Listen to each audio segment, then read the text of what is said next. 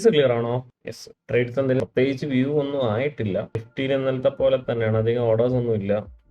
നിഫ്റ്റിയുടെ എക്സ്പയറിങ് കൂടെ അല്ല. സോ ഫസ്റ്റ് ബാങ്ക് നിഫ്റ്റി നോക്കാം. ബാങ്ക് നിഫ്റ്റിയില് ഈ ഒരു ഏരിയ ഞാൻ നോക്കുന്നുണ്ട്. ഇവിടെ നിന്ന് എന്തെങ്കിലും ഒരു റിട്രേസ്മെന്റോ എന്തെങ്കിലും കിട്ടിക്കഴിഞ്ഞാൽ നമുക്ക് ട്രേഡ് പ്ലാൻ ചെയ്യാം. അതല്ലെങ്കിൽ നെക്സ്റ്റ് ഒരു സ്ട്രക്ചർ എങ്കിലും കേൾക്കാം. വ്യൂ എന്തെങ്കിലും ഉണ്ടോ? അല്ല, വ്യൂ എന്തെങ്കിലും ഉണ്ടോ ഷെയർ ചെയ്യാൻ? ബയ്യോ സെല്ലോ? ഒരു ഏരിയ ഒന്നും ആയിട്ടില്ല. നിഫ്റ്റി എക്സ്പയറി ആയതുകൊണ്ട് നിഫ്റ്റി റേഞ്ച് ആയിരിക്കും. രാവിലെ ട്രേഡ്സ് എടുത്ത ആരെങ്കിലും ഉണ്ടോ? നിഫ്റ്റി കോള് എക്സ്പയർ ആണെന്ന് തോന്നുന്നു. ട്രേഡിംഗ് ഈ മൂവ്മെന്റ് ഓപ്ഷൻ ചാർട്ടിൽ വന്നിട്ടില്ലായിരുന്നു. രാവിലെ ഞാൻ നോക്കിയിട്ടുണ്ടായിരുന്നു 2 അധികം പോയിന്റ്സ് മാറാത്തോണ്ട് ഞാൻ പ്ലാൻ ആയിട്ടില്ല. ഞാനൊന്നും ആയിട്ടില്ല, ഓർഡേഴ്സ് ഒന്നും ആയിട്ടില്ല ഇന്ന്.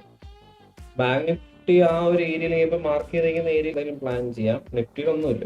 ഇനി വന്നാൽ നമുക്ക് പ്ലാൻ ചെയ്യുന്നത് നിഫ്റ്റിയുടെ എക്സ്പയറും കൂടെ ആണല്ലോ. ഓർഡേഴ്സ് കമ്പാരിറ്റീവ്ലി കുറവാണ്, അതാണൊന്ന് റേഞ്ച് ആണ്. ഈ ഒരു ഏരിയ ഞാൻ നോക്കിയ ഏരിയ ആയിരുന്നു. ഇത് ബ്രേക്ക് മുകളിൽ പ്രൈസ് കുറഞ്ഞ് നമുക്ക് പ്ലാൻ നോക്കി തുടങ്ങാം. ബാങ്ക് ഓർഡേഴ്സ് ഒന്നും ആയിട്ടില്ല. ബാങ്ക് നിഫ്റ്റി കുഴപ്പമില്ല, പക്ഷെ നിഫ്റ്റിയിലൊന്നും ആയിട്ടില്ല. നിഫ്റ്റിന്റെ എക്സ്പയറിയുടെയും കൂടെ ആണ്. ബാങ്ക് നിഫ്റ്റി ഈ ഒരു ഏരിയ ഞാൻ നോക്കുന്ന ഏരിയ ആണ്. ഇൻ കേസ് ഇതിന്റെ മുകളിൽ നിന്ന് കഴിഞ്ഞാൽ നമുക്ക് പ്ലാൻ ചെയ്യാം.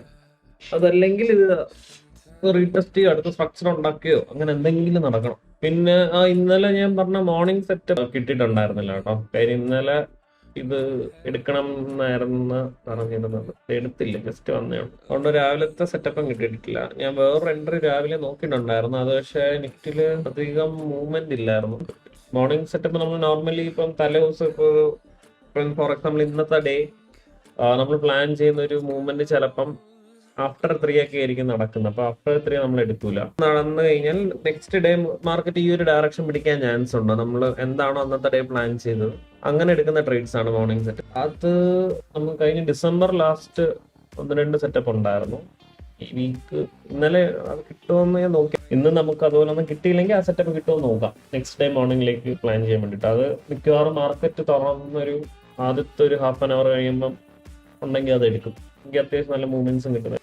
ഇന്ന് നമുക്ക് കിട്ടുമെന്ന് നോക്കാം. ഇപ്പൊ ഇന്ന് ട്രേഡ്സ് കിട്ടിയില്ലല്ലോ. ആഫ്റ്റർ 3 ഈ ഒരു ഇന്നലെ നമ്മൾ നോക്കിയ ഏരിയ റിമൂവ് ചെയ്യാൻ തോന്നുന്നു. ഇതിന്റെ മുകളിലോട്ട് നമ്മള് ബൈസ് ആയിരുന്നു. കാര്യം ഇവിടെ ആയിരുന്നു ആക്യുറേറ്റ്, എനിക്ക് ഓർമ്മയില്ല. ഇവിടെ ആയിരുന്നു. മുകളിലോട്ട് വന്നു കഴിഞ്ഞാൽ പ്രൈസ് അവിടെ തന്നെ എക്സിസ്റ്റ് ചെയ്യുകയാണെങ്കിൽ നമ്മളെ സെൽഫ് പ്ലാൻ മാറി അത്. ഇതിനുശേഷം ഇനി അങ്ങോട്ട് ബൈ നോക്കും എന്നാണ് നമ്മൾ പ്ലാൻ ചെയ്തത്. സോ ഈ ഒരു ഏരിയയോ എന്തെങ്കിലും നമുക്ക് വന്നു കഴിഞ്ഞാൽ ട്രേഡ് നോക്കാന്നാണ് പറഞ്ഞത്. അത് കഴിഞ്ഞ് ഇത് കഴിഞ്ഞിട്ട് ഇത് എടുത്തില്ല. ഇൻ കേസ് ഇത് എടുത്തിരുന്നെങ്കിൽ നെക്സ്റ്റ് ഡേ മാർക്കറ്റ് ഒരു ഗ്യാപ്പ് അല്ലെങ്കിൽ അത്യാവശ്യം നല്ല ഫേവറബിൾ ആയിട്ടുള്ള രീതിയിലാണ് ഓപ്പൺ ആവുന്നതെങ്കിൽ നമുക്കൊരു ഇതുപോലൊരു സെയിം സെറ്റപ്പ് വീണ്ടും സംഭവിക്കും. അപ്പൊ നമ്മൾ ബൈ എടുക്കും. നോർമലി ചെയ്യുന്ന രീതി മോർണിംഗ് സെറ്റപ്പ് ഫ്യൂച്ചറിലാണ് നമ്മൾ ട്രേഡ്സ്. ഞാൻ ട്രേഡ് പ്ലാൻ ചെയ്യുന്നത്, ചാർട്ട് അനലൈസ് ചെയ്യുന്നത് ഫ്യൂച്ചേഴ്സിന്റെ ചാർട്ടിലാണ്. ഈ ഗോ ചാർട്ടിങ് ഇതിന്റെ പ്രൈസിങ് ഇതൊക്കെ ഫ്യൂച്ചറിന്റെ ചാർട്ടിലാണ്. അതുകൊണ്ടാണ് ഇപ്പം 23,650 നമുക്ക് ഇവിടെ കറക്റ്റ് കാണാൻ പറ്റും. ഇത് ബേസ് അതുകൊണ്ടാണ് ഈ ചാർട്ട് ഞാൻ അനലൈസ് ചെയ്യാൻ യൂസ് ചെയ്യുന്നത്. എന്തെങ്കിലും കൺഫ്യൂഷൻ ഉണ്ടെങ്കിൽ ഈ ടൈമിലൊക്കെ ചോദിച്ചോ കേട്ടോ. ചെയ്യാനില്ല. ഓർഡേഴ്സ് എന്തെങ്കിലും വന്നാലേ പ്ലാനിങ് സ്റ്റാർട്ട് ചെയ്യുള്ളൂ. റിസ്ക് മാനേജ്മെന്റ് എങ്ങനെയാണ്? ബൈ ചാൻസ് ട്രേഡ് എടുത്ത് ഓപ്പോസിറ്റ് മൂവ് ചെയ്താൽ സ്റ്റോപ്പ് ലോസ് എങ്ങനെ പ്ലാൻ ചെയ്യുന്നത്? ഇപ്പം ട്രേഡ് പ്ലാൻ ചെയ്യുമ്പോഴത്തേക്കും എത്രയാണോ ക്യാപിറ്റൽ അതിന്റെ 1 or 2% ആയിരിക്കും റിസ്ക് ചെയ്യുന്നത്. അതായത് ഇപ്പം ലോസ് ആയി കഴിഞ്ഞാൽ ടോട്ടൽ ക്യാപിറ്റലിന്റെ 1 or 2% മാത്രമേ പോകാൻ പാടുള്ളൂ. അങ്ങനെ മാത്രമേ ട്രേഡ്സ് പ്ലാൻ ചെയ്യാവുള്ളൂ. പൊസിഷൻ സൈസിങ് അതനുസരിച്ചിട്ട് ചെയ്യണം. അങ്ങനെ നിങ്ങൾക്ക് ഈ ടൂൾ യൂസ് ചെയ്ത് കഴിഞ്ഞാൽ സുഖമായിട്ട് ചെയ്യാൻ പറ്റും. ഇവിടെ ക്വാണ്ടിറ്റി കാര്യങ്ങൾ ഇത് കുറച്ചുകൂടി നിങ്ങൾ ഓപ്ഷൻസ് ചാർട്ടില്ലേ അതിൽ പോയിട്ട് ഇപ്പം ഇവിടെ നീ ഒരു ബൈ ആണ് എടുക്കുന്നതെങ്കിൽ ഇപ്പം നമ്മൾ സ്റ്റോപ്പ് ലോസ് ഇതിന്റെ നമ്മളൊരു സെറ്റപ്പ് പ്രകാരം ഇവിടെ ആണെങ്കിൽ ഇതിന്റെ താഴെയായിട്ടായിരിക്കും സ്റ്റോപ്പ് ലോസ് വയ്ക്കുന്നത്. അപ്പോൾ നിങ്ങൾക്ക് എന്ത് ചെയ്യുക, അക്കൗണ്ട് സൈസ് ഇവിടെ അടിച്ചു കൊടുക്കുക, റിസ്ക് ചെയ്യുന്ന പെർസെൻറ്റേജ് ഇവിടെ അടിക്കുക. അപ്പോഴത്തേക്ക് ഇവിടെ നിങ്ങൾക്ക് ക്വാണ്ടിറ്റി കാണിച്ചു തരും. ഓപ്ഷൻസിൽ ക്വാണ്ടിറ്റി കാണിച്ചു തരുന്നത് ടോട്ടൽ ക്വാണ്ടിറ്റി ആയിട്ടായിരിക്കും. അപ്പം നിഫ്റ്റിയിലാണ് എടുക്കുന്നതെങ്കിൽ അത് ഡിവൈഡഡ് ബൈ 25 ചെയ്യുക. അപ്പൊ കിട്ടുന്ന ക്വാണ്ടിറ്റി ഉണ്ടല്ലോ, അതാണ് നിങ്ങൾ ഇൻപുട്ട് ചെയ്യേണ്ട ക്വാണ്ടിറ്റി. അപ്പൊ അത് നിങ്ങൾക്ക് ഇത്ര പോയിന്റ് സ്റ്റോപ്പ് ലോസ് വെച്ചടിച്ചു കഴിഞ്ഞാലും അത്രയും ലോസ് ആ 2% മാത്രമേ ക്യാപിറ്റലിൽ നിന്ന് പോകുള്ളൂ. 2%ഓ 1%ഓ റിസ്ക് ചെയ്യുന്നത് അതുപോലെ. ആ സ്റ്റോപ്പ് ലോസ് നമ്മൾ വെക്കുന്നത് ഈ ഒരു രീതിയാണ്. ഇപ്പൊ നമ്മളെ സെറ്റപ്പ് പലരും പല രീതിയിൽ വെക്കാറുണ്ട്. ഇത്ര പോയിന്റ് ബാക്കിലോട്ട് നമ്മൾ കൂടുതൽ വെക്കുന്നത് ഏരിയയുടെ താഴെ അല്ലെങ്കിൽ മേളിൽ അങ്ങനെയായിട്ടായിരിക്കും വെക്കുന്നത്. മീൻസ് നമ്മൾ എൻട്രി എടുക്കുന്ന ക്യാൻഡലിന്റെ ഹൈയോ ലോ ആയിട്ടായിരിക്കും വെക്കുക.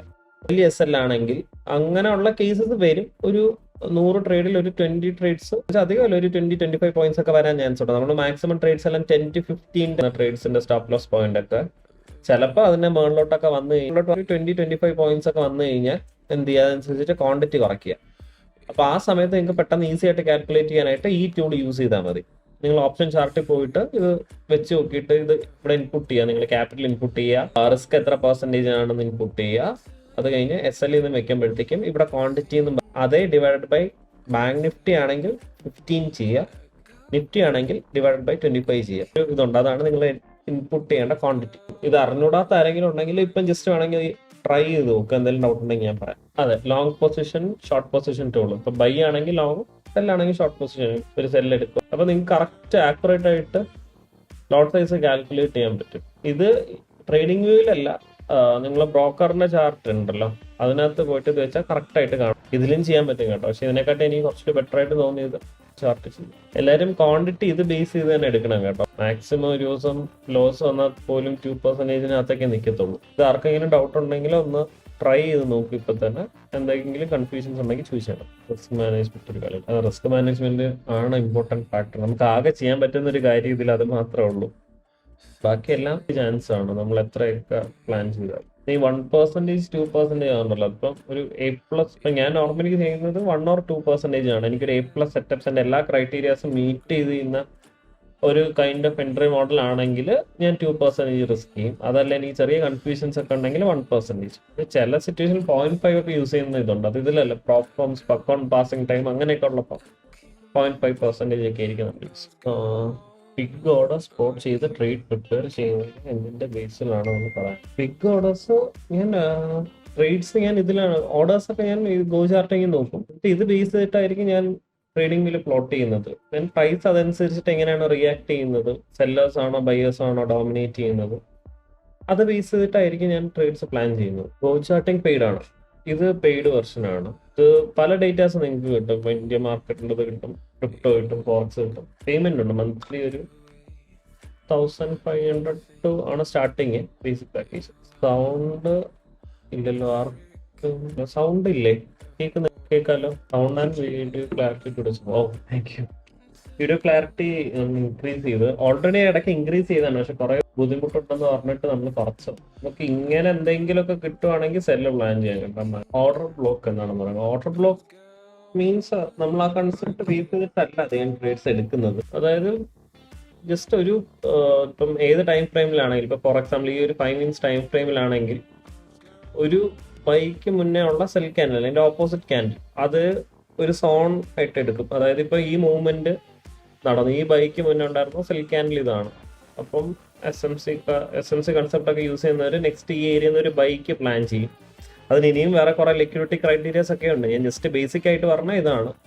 അതുപോലെ തന്നെ ഇത് ഒരു ഡിമാൻഡ് സോൺ ആയിട്ട് ഇത് പ്ലോട്ട് ചെയ്യും. അപ്പോൾ ഇവർ കൂടുതൽ പ്ലാൻ ചെയ്യുന്ന മെത്തേഡ് എന്ന് പറയുന്നത് നെക്സ്റ്റ് പ്രൈസ് ഇവിടെ വന്നു കഴിഞ്ഞാൽ വേറെ എൻട്രി ക്രൈറ്റീരിയാസ് ഒക്കെ മീറ്റ് ചെയ്യുവാണെങ്കിൽ പ്ലാൻ ചെയ്യാൻ ചാൻസ് ഉണ്ട്. ഇത് ബേസിക് ആണ് കേട്ടോ. ഇതിൽ കോർപ്പറേറ്റ് ലിക്വിഡിറ്റി നോക്കും, എൻട്രി കൺഫർമേഷൻ നോക്കും, ഹയർ ടൈം ഫ്രെയിം, ഡയറക്ഷൻ നോക്കും, അങ്ങനെ ഒരുപാട് കാര്യങ്ങളുണ്ട്. ജസ്റ്റ് ബേസിക് ആയിട്ട് പറഞ്ഞ ഇതാണ്. Buy before sell candle, sell before buy candle mark ചെയ്യുക. ട്രേഡ് എടുത്തിട്ടില്ല, പ്ലാൻ ചെയ്യുന്നത്. ഈ ഒരു ഏരിയയിൽ കുറെ സെല്ലേഴ്സ് ട്രാപ്പ് ആയിട്ടുണ്ട്. ഈ ട്രാപ്പ് അങ്ങനെയാണെങ്കിൽ നമുക്ക് നിഫ്റ്റിയിൽ നല്ലൊരു ട്രേഡ് കിട്ടാൻ ചാൻസ് ഉണ്ട്. നിഫ്റ്റിയിലെ കാര്യമാണ് പറയണേ. സെല്ലേഴ്സോ ബയേഴ്സോ? നിഫ്റ്റിയിലാണെങ്കിൽ എനിക്ക് കറന്റ് ഇവിടെ ഇത്രയും സെല്ലേഴ്സ് ട്രാപ്പ് ആയതാണ് എനിക്ക് കാണാൻ പറ്റും. ഇതിലുള്ള ഒരു ഫ്യൂച്ചർ ചാർട്ട് അനലൈസ് ചെയ്തിട്ട് പ്രീമിയം സെലക്ട് ചെയ്യുന്നത് എങ്ങനെയാണെന്ന് പറയാം. ഓക്കെ, ഇത് ഞാൻ ചാർട്ട് അനലൈസ് ചെയ്യാൻ യൂസ് ചെയ്യുന്നതാണ്. ഞാൻ എൻട്രി എടുക്കുമ്പോൾ നോർമലി ഇപ്പം ഞാൻ യൂസ് ചെയ്യുന്ന ബ്രോക്കർ ഏഞ്ചൽ വൺ ആണ്. അപ്പൊ ഏഞ്ചൽ ബ്രോക്കേഴ്സ് ഉണ്ടെന്ന് എനിക്ക് അറിഞ്ഞു. ഇപ്പൊ ഏഞ്ചൽ വണ്ണിൽ പോയി കഴിഞ്ഞാൽ നിങ്ങൾക്ക് വാച്ച് ലിസ്റ്റ് എടുക്കുമ്പോൾ അവിടെ നിഫ്റ്റി, ബാങ്ക് നിഫ്റ്റി, അങ്ങനെ എല്ലാ ഇൻഡെക്സും കിടപ്പുണ്ട്. ഇപ്പൊ ഫോർ എക്സാമ്പിൾ ഇപ്പൊ ഞാൻ അതിൽ ITM കറന്റ്ലി ഉള്ള ITM അതിൽ ലിസ്റ്റ് ചെയ്തിട്ടുണ്ട്. ഇപ്പം ITM ആണെങ്കിൽ 23,500, ATM ആണെങ്കിൽ 23,550. അപ്പം ഞാൻ അതിനുവേണ്ടി ഞാൻ ഉണ്ടാക്കുന്നത്.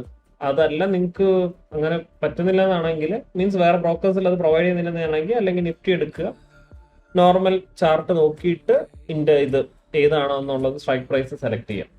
എനിക്ക് ഏതാണ് ഇതിലൊന്നും എനിക്ക് അറിഞ്ഞൂടാ. ITM ATM എല്ലാം ലിസ്റ്റ് ചെയ്തിട്ടുണ്ട്, അത് അപ്ഡേറ്റ് ആയിക്കൊണ്ടിരിക്കും. അപ്പൊ പെട്ടെന്ന് എടുക്കാൻ എളുപ്പമാണ്. അപ്പോൾ എങ്ങനെയാണ് ട്രാപ്പ് ആയെന്ന് മനസ്സിലായ ഷോർട്ട് കവറിങ്. ഓക്കെ, എനിക്ക് ഇവിടെ ഇത്രയും ഓർഡേഴ്സ്, ഇവിടെ സെല്ലേഴ്സ് ഇവിടെ ട്രാപ്പ് ആയത് ഞാൻ ഗോ ചാർട്ട് ഇത് നോക്കിയിട്ടാണ് എനിക്ക് കൺഫേം ആവാൻ. എനിക്ക് ഇനി ഒരു ക്രൈറ്റീരിയോട് സംഭവിക്കണം മാർക്കറ്റിൽ. അത് സംഭവിച്ചു കഴിഞ്ഞാൽ നമുക്ക് നെക്സ്റ്റ് ബൈ നോക്കാം നിഫ്റ്റിയിൽ. ബട്ട് അതല്ല, പ്രൈസ് വീണ്ടും ഡേ ലോസ് ക്രിയേറ്റ് ചെയ്തുകൊണ്ടിരിക്കുകയാണെങ്കിൽ ഈ പ്ലാൻ ക്യാൻസൽ ആവും. ഇപ്പോൾ ഉള്ള ഡൗൺ മൂവിൽ ബയേഴ്സ് ട്രാപ്പ് ആയി കാണുക.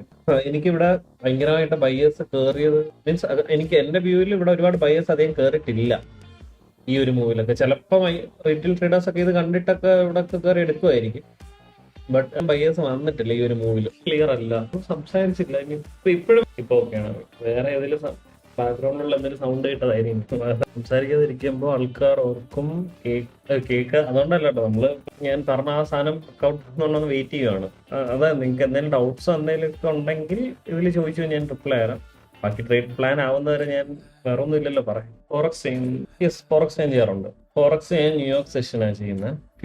ഫോറക്സിൽ ഫ്യൂച്ചേഴ്സ് ചെയ്യുന്നത്. ഫോറക്സ് പഠിക്കാൻ ബെറ്റർ ഓപ്ഷൻ ഏതാണ്? ഫോറക്സിലും ഈ എസ്എംസൈസിറ്റ് കൺസെപ്റ്റ് ഒക്കെ വർക്ക് ആവുന്നതാണ്. എല്ലാ കൺസെപ്റ്റും വർക്കാവും.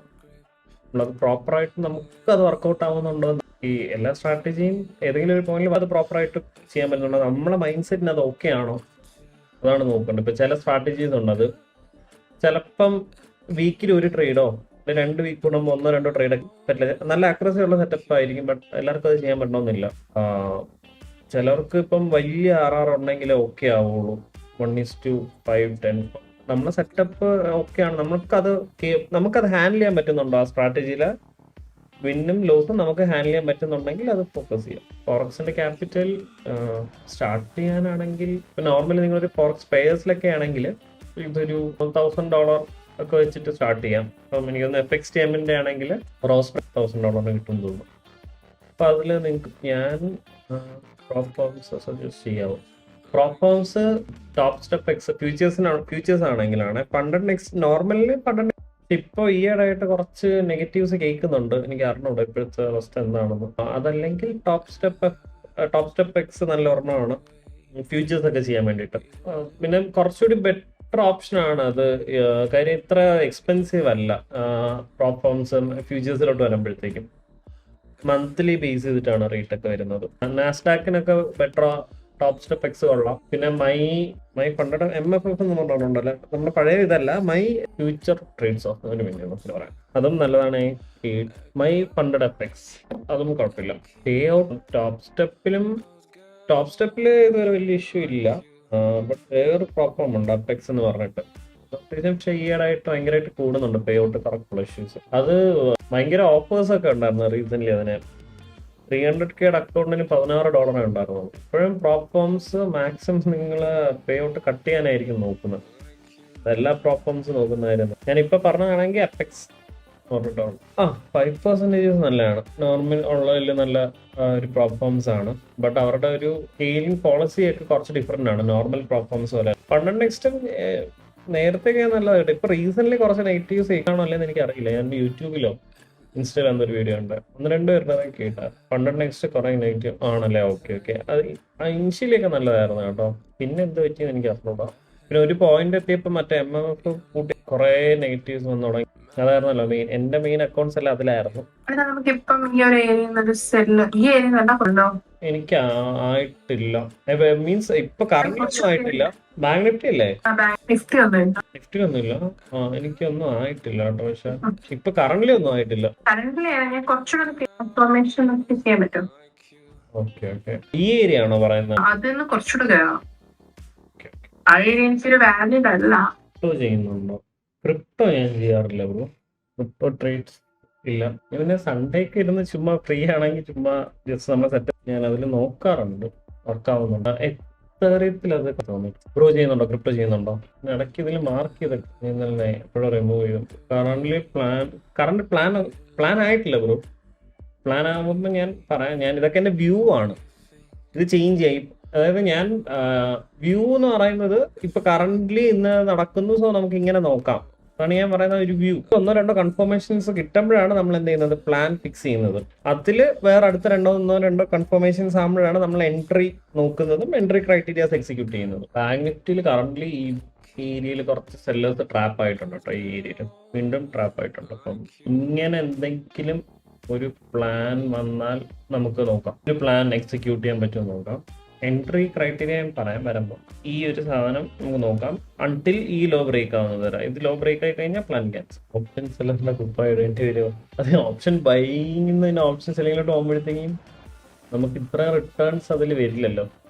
ഇതൊരു പ്രശ്നമാണ്. കുറച്ചുകൂടി സേഫാണ്, ബട്ട് നമുക്ക് റിസ്ക് റിവാർഡ് അല്ലെങ്കിൽ risk reward return on investment base ചെയ്ത് നോക്കുമ്പോഴത്തേക്കും നമുക്ക് അത്ര ഓക്കെ ആയില്ലേ. കറണ്ട് മാർക്കറ്റിൽ അതാണ്, ബട്ട് അത് മാറും. 15th ഒക്കെ കഴിയുമ്പോഴത്തേക്ക് മാറും. നമുക്ക് എപ്പോഴും ഡിസംബർ മിഡ് തൊട്ട് മിഡ് വരെ ഇങ്ങനെ തന്നെയാണ് മാറും. പ്ലാൻ എല്ലാവർക്കും മനസ്സിലായോ? ക്ലിയർ ആണോ പ്ലാൻ? അതെ, കറന്റ്ലി ഇത് നമുക്കൊരു ഇമ്പോർട്ടന്റ് ഏരിയ ആണ്. ബട്ട് റീസെന്റ് ആയിട്ട് ഇവിടെ കുറച്ച് സെല്ലേഴ്സ് ട്രാപ്പ് ആകുമോ. നെക്സ്റ്റ് ഇത് നമുക്ക് ഒരു മെയിൻ ആയിട്ട് ഓർഡേഴ്സ് ഉള്ള ഒരു ഏരിയ ആണ്. നെക്സ്റ്റ് ഇങ്ങനെ ഇവിടെ എന്തെങ്കിലും ഒരു സീപ്പോ കാര്യങ്ങളോ കിട്ടിക്കഴിഞ്ഞാൽ നമുക്ക് ഇതുവരെ നോക്കാം ട്രേഡ് ബൈ. എൻട്രി കൺഫർമേഷൻസ് കിട്ടുവാണെങ്കിൽ ഉള്ള കാര്യമാണ് കേട്ടോ പറഞ്ഞത്. പ്ലാൻ ഇതാണ് കറന്റിലുള്ള ബൈ ആണ്. നമുക്ക് ബാങ്ക് നിഫ്റ്റി നോക്കാം, അതായത് നിഫ്റ്റി റേഞ്ച് ആണ്. സോ ഇത് നോക്കാം, ഇതായിരിക്കും ഈ ഡയറക്ഷൻ കിട്ടുമെന്നാണ് നമുക്ക് നോക്കേണ്ടത്. എൻട്രി ക്രൈറ്റീരിയാസ് കൂടി കിട്ടിക്കഴിഞ്ഞാൽ നമുക്കിത് പിടിക്കാം.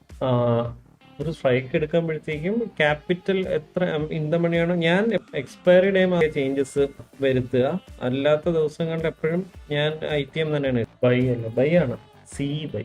ഈ ഏതെങ്കിലും ഒരു പോയിന്റിൽ ഒരു സഡൻ ആയിട്ട് ഒരു മൂവ്മെന്റോ അല്ലെങ്കിൽ ഒരു ഹൈ മൊമെന്റത്തിലോ എല്ലാം വന്ന് ഈ ഒരു ഏരിയയിലോട്ട് പ്രൈസ് വരാണെങ്കിൽ ഇവിടെ നിന്നും ബൈ ചെയ്യാൻ നിൽക്കരുത് കേട്ടോ. ഇതാണ് നമ്മൾ പ്ലാൻ ചെയ്യുന്നത്. ബട്ട് എടുക്കണമെങ്കിൽ എൻട്രി ക്രൈറ്റീരിയാസ് മീറ്റ് ചെയ്യണം. ഇൻ കേസ് ഇവിടെ പ്രൈസ് നിന്നില്ല, സഡൻ ആയിട്ട് ഫോളോ ആണെങ്കിൽ ഒന്നും ചെയ്യണ്ട, ആ പ്ലാൻ നമ്മൾ ഹോൾഡ് ചെയ്യും, ക്യാൻസൽ ചെയ്യും. പ്ലാൻ ക്ലിയർ ആണെങ്കിൽ എല്ലാവരും മെസ്സേജ് ഇടാവും ക്ലിയർ എന്ന് പറഞ്ഞിട്ട്. പ്ലീസ് ഡൗട്ട് ഉണ്ടെങ്കിൽ ക്ലിയർ. ഈ നിഫ്റ്റിയിലല്ല പ്ലാൻ ചെയ്യുന്നത്, ബാങ്ക് നിഫ്റ്റിയിലല്ല പ്ലാൻ ചെയ്തത്. നിഫ്റ്റി ഇപ്പോഴും ഈ ഒരു റേഞ്ചിൽ തന്നെയല്ലേ നിൽക്കുന്നത്. ബാങ്ക് നിഫ്റ്റിയുടെ പ്ലാൻ ചെയ്ത് നമുക്ക് എൻട്രി തരാതെ നോക്കാം. നമ്മൾ ഉദ്ദേശിച്ച സ്ഥലത്ത് പ്രൈസ് വന്നു, പക്ഷെ നമുക്ക് എൻട്രി ചെയ്തിട്ടില്ല. ഇല്ല, പ്ലാൻ അത് ഏരിയയിൽ വന്നു, പക്ഷെ നമുക്ക് എൻട്രി കിട്ടിയിട്ടുണ്ടായിരുന്നില്ലല്ലോ. നെക്സ്റ്റ് നോക്കട്ടെ, ഒരു 10 minutes കൂടി വെയിറ്റ് ചെയ്യാം. അടുത്തൊരു പ്ലാനോട് ക്രിയേറ്റ് ചെയ്യാൻ പറ്റുമോ നോക്കണം. ഇവിടുന്ന് എങ്ങനെ പ്രൈസ് റിയാക്ട് ചെയ്യുന്നത് ഒരു പ്ലാനോട് നോക്കാം. അതായത് പ്രൈസ് ഇവിടെ താഴെ നിൽക്കുവാണെങ്കിൽ, ഇനി ഇവിടെ ഒരു സ്വീപ്പോ ഫുൾബാക്കോ അങ്ങനെ എന്തെങ്കിലും കിട്ടുവാണെങ്കിൽ അടുത്തൊരു പൈ നമുക്ക് പിടിക്കാൻ പറ്റുമോ നോക്കാം. ഇതും ഈ ഏരിയ ഓക്കെയാണ്, നമ്മൾ ആദ്യം നോക്കിയ ഏരിയ ഓക്കെയാണ്. അവിടെ നമുക്ക് വേണമെങ്കിൽ ഒരു പൈ കൂടി നോക്കാം. ഈ പ്ലാൻ 3 മണിക്ക് ശേഷം ആണെങ്കിൽ ചെയ്യാൻ പറ്റില്ല, മീൻസ് ഒന്നും ചെയ്യില്ല. ചാൻസ് നമുക്കൊരു 15 മിനിറ്റ് കൂടെ ഉണ്ട്. ഇതിനകത്ത് നടന്നാൽ ചാൻസ് ഉണ്ട്. ഞാൻ ഇത് സംഭവിക്കാനാണ് വെയിറ്റ് ചെയ്യുന്നത്. ചിലപ്പോ ഇൻ കേസ് ഇപ്പൊ തന്നെ ഇപ്പൊ പ്രൈസ് ഇവിടുന്ന് ഇങ്ങനെ കയറി പോവാണെങ്കിൽ ഒന്നും ചെയ്യാനുണ്ടാവും. പക്ഷെ എനിക്ക് ഇതിങ്ങനെ ചില സമയങ്ങളിൽ ഇങ്ങനത്തെ എൻട്രി നോക്കുമ്പോൾ ഇവിടെ എനിക്ക് ഓർഡേഴ്സിൽ വേണ്ട കൺഫർമേഷൻസ് കിട്ടിയിട്ടില്ല. അല്ലെങ്കിൽ ഇവിടെ നിന്നുള്ള ബൈ ഞാൻ ചില സമയത്ത് എടുക്കാറുണ്ട്, പക്ഷെ ഈ കേസിലില്ല. അപ്പൊ അതും ആ മൂവ്മെന്റും വന്നിട്ടില്ല. അപ്പം ഇന്നത്തേക്ക് എൻഡ് ആണ്. ഇനിയിപ്പോ എന്തായാലും 5 minutes കൂടെ ഉള്ളൂ. ഇപ്പൊ ഇതിനകത്ത് നമുക്ക് കിട്ടിയിട്ട് കാര്യമില്ല. ഇൻ കേസ് ഇത് ആഫ്റ്റർ 3 നടക്കുവാണെങ്കിൽ നമ്മൾ ആ മോർണിംഗ് സെറ്റപ്പ് നാളെ കിട്ടുവാണെങ്കിൽ അത് പിടിച്ചോ. വേറെ ഇന്നത്തേക്ക് ഇത്രേ ഉള്ളൂ. നമുക്ക് നാളെ നോക്കാം. ബാക്കി നാളെ ലൈവ് കാണും. നാളെ എന്തെങ്കിലും കിട്ടുമോ നോക്കാം. ഇന്നത്തേക്ക് ഞാൻ എൻഡ് ആണ്.